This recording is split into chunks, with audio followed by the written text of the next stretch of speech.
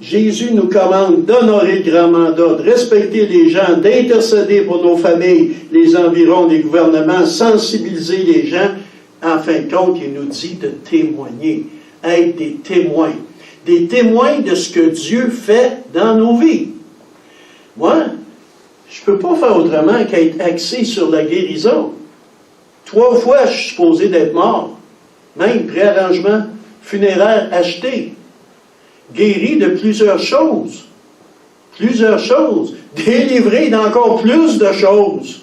Peux-tu entendre un amen là-dessus? Amen. Une chance que vous dites amen, parce que j'aurais pas aimé que vous connaissiez le vieux vous autres. Peut-être certains auraient eu peur. Ce que Dieu nous ordonne maintenant. Pour ça, on va tourner dans le psaume 68. Celui-là, je l'avais oublié, mais mon épouse, il n'y a pas longtemps, me l'a rappelé. 68, 29. Puis, on va mettre ce focus-là. Vous savez, mon amour pour la parole. La Bible dit, ton Dieu ordonne que tu sois puissant. C'est écrit. Je vais me promener un peu dans le psaume 68. Tandis que vous vous reposez au milieu des étables, les ailes de la colombe sont couvertes d'argent, et son plumage est d'un jaune d'or. Dieu est pour nous le Dieu des délivrances, et l'Éternel, le Seigneur, peut nous garantir de la mort. Quand tu vas avoir des paroles de mort sur ta tête, puis tu tombes sur un verset comme ça, rajoutez à ça, non, je ne mourrai pas, je vivrai et je raconterai les merveilles de l'Éternel. Rajoutez à ça, dans Proverbes, ça je l'ai témoigné à plusieurs reprises, merci Seigneur pour ma femme qui m'a envoyé ce verset-là, sinon je ne serais pas devant vous ce soir, et je ne serais même pas là, on remonte en 93, 94. Lis les paroles de l'Éternel à ton cou, écris-les sur la table de ton cœur. Tu acquerras de la grâce et une raison saine aux yeux de Dieu et des hommes. Confie-toi en l'Éternel de tout ton cœur, ne t'appuie pas sur ta sagesse, reconnais-le dans toutes tes voies et il aplanira tes sentiers.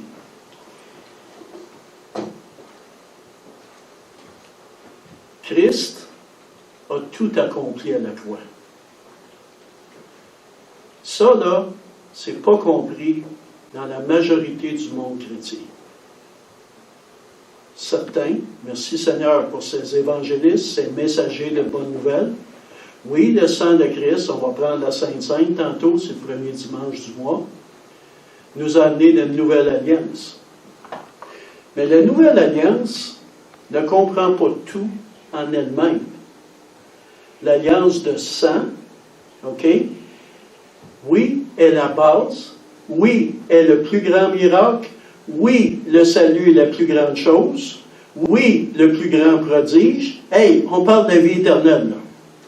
Mais Jésus n'aurait pas pu dire que tout est accompli s'il se limitait seulement qu'à notre âme. Et ça nous laisserait peu d'espoir avec toutes les maladies qui se promènent. Est-ce que je peux entendre un amen? Avec toutes les difficultés financières qu'on rencontre, certains, je vais à l'épicerie, les yeux m'ouvrent, gros comme des pièces rondes, quand je vois le prix des aliments et ces choses-là. Mais c'est pas à ça qu'il faut qu'on regarde. Il faut qu'on regarde, OK, que Dieu va prendre soin de ses enfants. Est-ce que vous me suivez? Ça, c'est important. Maintenant, qu'est-ce qu'on peut voir aussi sur démasquer les stratégies de l'ennemi? Là, ça m'amène dans un cours d'anglais. Pourquoi? Pour une raison. Vous apprendre l'anglais, à vous autres d'apprendre les mesures, c'est très utile ici au Canada, mais c'est juste un but pourquoi je vais faire ça. C'est pour vous aider à retenir. Parce que des fois, ça va capter votre attention. Vous savez comment c'est? Des fois, dans une prêche, tu es parti, tu penses au T-bone que tu vas manger, au poulet qui est au four, à la réunion, à ton ménage que tu as à faire, peu importe. Dieu m'a donné, toujours avec le chiffre 7, ceux qui me connaissent, 7 F que je veux vous partager. Mais avant de vous partager ces 7 F-là, aussi, il faudrait aller voir l'importance de connaître l'ennemi. Si les Ukrainiens connaissaient exactement toutes les stratégies, toutes les positions, toute la portée des armes, bref, toute l'information, seraient-ils en meilleure position pour résister aux Russes? Oui. Ben, c'est la même chose pour nous autres. On doit connaître les stratégies de l'ennemi. Et j'en ai une qui va être facile à retenir pour les ex-toxicomanes. On va commencer par son nom, qui s'appelle le LSD. L'avez-vous entendu, celle-là? Lucifer, Satan, diable. Ça, là, ça fait partie des plusieurs noms, OK, que Satan utilise. Et ses titres. Pourquoi? Vous avez-vous déjà demandé pourquoi? C'est le même, là. Satan, Lucifer, le diable, le serpent ancien, etc. OK, le prince de la puissance de l'air, Béelzébul, je pourrais vous en nommer jusqu'à demain. Pourquoi? N'oubliez jamais que Satan est l'imitateur de Dieu. Dieu. Excellent. Donc, à partir de là, qu'est-ce qui est? C'est un accusateur, un tentateur, un ennemi à une personne qui est malin et il est rusé. Pensez, c'est un menteur, un voleur, un séducteur, le prince des ténèbres, le chef des démons, et c'est ça que ça veut dire Béelzébul, et c'est aussi un destructeur mentionné par Apollyon dans l'Apocalypse. 10 ions qu'il utilise. Il va amener de la confusion, de la séduction, de la déception, de la tentation, de la distorsion, de la perversion, pour t'amener dans la rébellion, l'accusation, la condamnation et la perdition éternelle. Voilà ces 10 ions de base. Comment t'attaque-t-il, toi? À nous de demander nos faiblesses. Un berger, un pasteur, est là pour prendre soin des moutons. S'il y a des puces, il faut qu'il sorte le dépuçage. Si elle a une jambe cassée, il faut la soigner. C'est ça un vrai berger. Vous irez voir le psaume 23. Beaucoup de références au rôle de berger dans la parole de Dieu. Donc, je l'ai expérimenté justement dans le témoignage. Souvent, pour les conducteurs, on frappe des angles morts. Vous savez tous c'est quoi un angle mort? Tu ne le vois pas venir. Il n'est pas dans ton miroir. Est-ce que vous me suivez?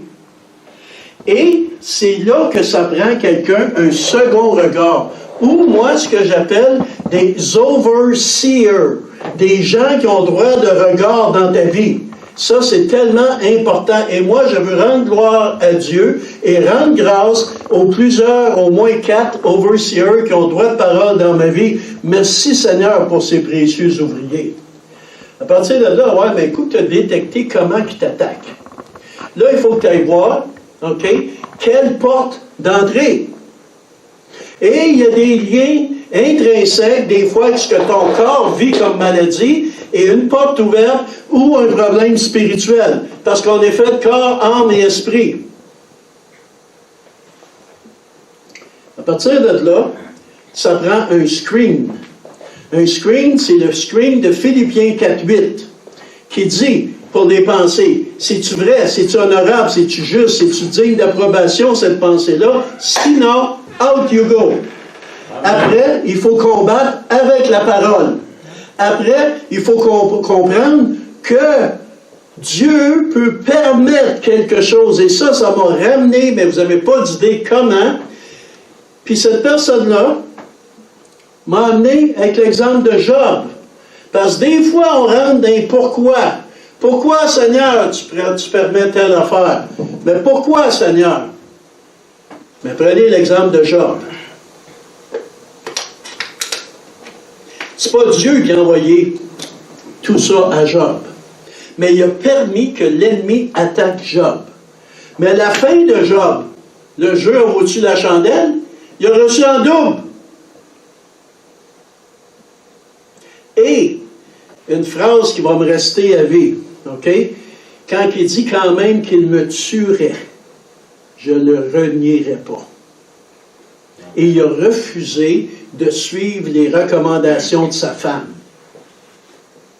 Je ne dis pas ça pour qu'on apprenne à refuser les recommandations de nos femmes. Mais dans le cas de Job, qu'elle voulait qu'il maudisse Dieu, il ne l'a pas fait.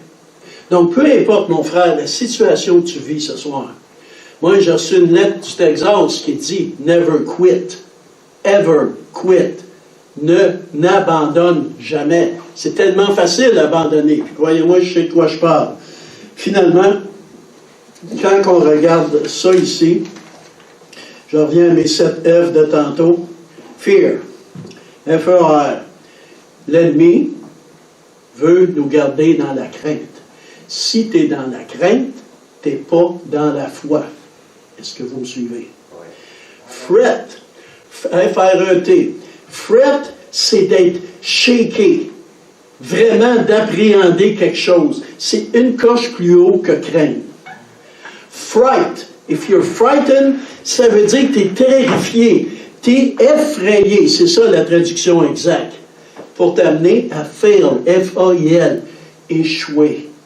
Fail, dans le Seigneur, c'est manquer la cible.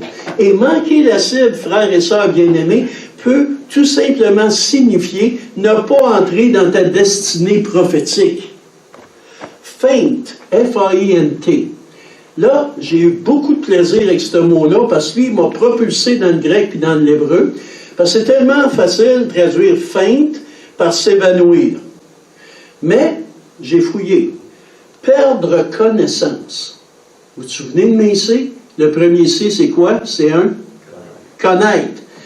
Pas connaître notre Dieu, pas connaître notre parole, pas connaître notre position en Christ dans les lieux célestes, pas connaître nos âmes, pas connaître notre ennemi. C'est tous des synonymes de feinte. Mais il y a plus que ça avec feinte. Ça, on va aller le voir tantôt si je peux le retrouver. OK? Maintenant, fall dead. Le but de l'ennemi, c'est qu'on tombe mort. Pourquoi? Parce qu'un mort ne se bat plus. Si tu ne te bats plus, il a gagné.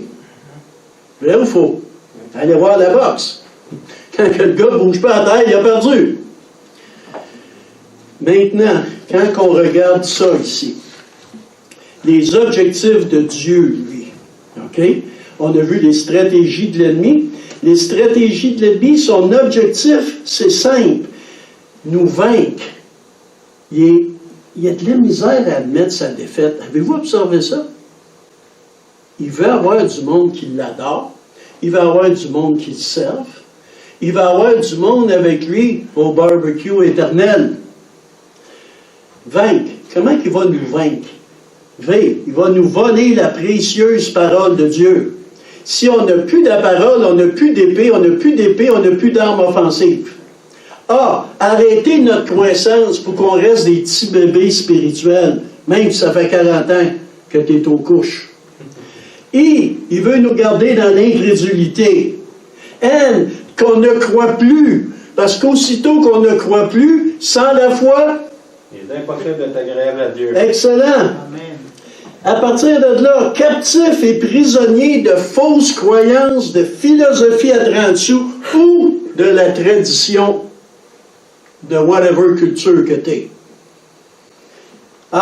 Rétrogradé pour retourner appuyer sur le moi au lieu d'être appuyé sur l'Éternel et finalement qu'on périsse et par ses mensonges. Et ça, c'est le cycle de la défaite. Le cycle de la défaite, c'est que il va t'arranger pour que tu gardes ton focus sur les circonstances de la vie. « ça va, il tombe d'année, je suis tout seul, tatati, tatata, pauvre de petit moi, puis là, tu y vas, là. » Comme un lutteur qui est en train de se faire cogner 1, 2, 3 à terre, knock-out, out you go. Vous me suivez? OK? Les circonstances, aujourd'hui, vont créer un stress qui va t'amener des inquiétudes, de l'angoisse, du doute, du désappointement, de la peur, qui va t'empêcher d'affronter tes difficultés ou tes géants. Ça va te mettre de la pression. Là, tu vas te sentir condamné, tu vas être dans confusion, tu vas avoir une image négative de toi, du découragement, de la dépression. Puis si tu ne pars pas par le suicide, tu tournes en rond dans ton cycle. En thérapie, on appelait ça le cycle de l'assuétude, de l'esclavage. Mais moi, je ne suis pas ici pour vous parler de ça, je suis ici pour vous parler du cycle de la victoire. La victoire, c'est garde les yeux fixés sur Jésus. Il y en a un qui a lu un matin ou tout à l'heure, mon secours vient de l'Éternel, au-delà des montagnes. Tu t'en souviens, Wilness? Amen. Donc, si tu regardes à Christ, tu vas avoir une paix. Mais il faut que tu la reçoives. Jésus il dit, je vous laisse la paix, pas comme le monde donne la paix, mais une paix que le monde ne peut vous donner. Tu vas avoir de la joie. Si tu es en paix, tu es joyeux. À partir de là, en gardant tes yeux sur Jésus, tu vas être capable d'affronter Satan. Mais comment tu vas l'affronter? Avec, il est écrit. C'est de même que le combat spirituel se fait. Et à partir de là, tu vas déclarer la parole et relâcher ta foi, et tu vas persévérer et te réjouir dans la victoire. Pas ta victoire, la victoire que Christ a déjà accomplie pour toi. Est-ce que vous me suivez? Amen. Amen. Finalement, qu'est-ce que je voulais amener comme au niveau de feinte? OK? Ça a l'air que j'avais dit tantôt, je n'avais pas ma conclusion, on va venir tout de suite. Merci Saint-Esprit. Feinte, c'est aussi être découragé en anglais. Feinte, c'est aussi languir. Tantôt, quand on lisait dans Matthieu, l'âme languissante. Feinte, c'est aussi perdre d'espoir. Feinte, c'est aussi abandonner. Feinte, c'est aussi baisser les bras. C'est pour ça que moi, je rends gloire à Dieu, d'abord pour tous ceux qui ont prié pour moi. Je remercie le Seigneur pour ceux qui ont droit de parole dans ma vie. Je remercie le Seigneur pour la correction. Et vendredi dernier, avec un précieux frère, j'ai même appris à remercier Dieu pour le cancer. J'avais de la misère, et il a fallu que j'aille fouiller dans le grec et dans l'hébreu. La Bible dit de rendre grâce à Dieu en toutes choses. Amen, Seigneur, pas de problème avec ça. Mais rendre grâce à Dieu pour toutes choses. Pas juste le bon. Celle-là avait de la misère. Elle passe à mal. Mais, si Dieu m'a déjà guéri d'une maladie mortelle, si Dieu m'a guéri, ceux qui me suivent, vous le savez, vous avez même vu la cicatrice ici, d'un cancer. Si Dieu m'a épargné d'un accident d'auto mortel, puis là j'arrête là, je suis déjà à 3. Il m'a amené à réfléchir qu'il y avait 3 choses là-dedans. 1, j'étais pour sortir plus fort après chaque. 2, à ne jamais décourager. Et never quit, jamais céder ou abandonner. Puis 3, que ça avait une raison. Parce que ça a l'air que je ne suis pas seul qui combat la maladie. Ça a l'air que je ne suis pas le seul qui a des épreuves. Ça a l'air que je ne suis pas le seul que dans le temps, il y a 40 ans, on parle de peine d'amour. Ça a l'air que je ne suis pas le seul qui a eu des pertes de business. Donc, si tu y as été, et je termine avec ce verset-là, ouais, je suis dans mon temps, qui vient de la lettre de Paul aux Corinthiens. Et prends l'exemple de Job. Tu ne peux pas être battu par la vie, excusez mon langage, là, frappé de l'ennemi plus que Job. Peux-tu entendre amène là-dessus? Amen. Ses enfants, ses possessions, sa santé, tout y passait. Mais il a tenu ferme. Ça, c'est une clé qu'il faut s'approprier. Puis, un petit devoir, pour ceux que ça l'intéresse, si tu n'es pas pour parler de combat spirituel, va voir dans Éphésiens 6, 3 reprises, ça parle de tenir ferme. dont une que je vais vous partager, les autres vous irez voir pour vous-même. Tenir ferme après avoir tout surmonté. Parce que ceux qui ne savent pas, le diable, il fait de l'Alzheimer. Il y a de la misère, il répète les mêmes choses. Et c'est là qu'il faut y résister avec une foi ferme, et alors il fuira loin de vous. Amen. Amen. Oh oui. Tout ça arrive. Béni soit Dieu, le Père de notre Seigneur Jésus-Christ, le Père des miséricordes et le Dieu de toute consolation. Bien-aimés, frères et sœurs, si tu as besoin de consolation ce soir, va dans ton lieu secret. Va dans les bras de Jésus. Parce qu'il dit qu'il nous console dans toutes nos afflictions. Afin que, et voilà le sens. Et ce soir, je décrète et je déclare, peu importe les sentences de mort qui sont sur ma tête, que je vais proclamer la bonne nouvelle de l'Évangile de Christ jusqu'à la fin de mes jours. Je peux-tu entendre un amen là-dessus? Oui. Afin que par la consolation dont nous sommes l'objet de la part de Dieu, nous puissions consoler ceux qui se trouvent dans quelque affliction que ce soit. Ma prière ce soir, toi qui m'écoutes, c'est que, il y a un autre verset qui arrive. Merci Seigneur pour la conclusion qui arrive demain. Jacques, ça me dit d'aller dans Jacques, on va aller voir pourquoi.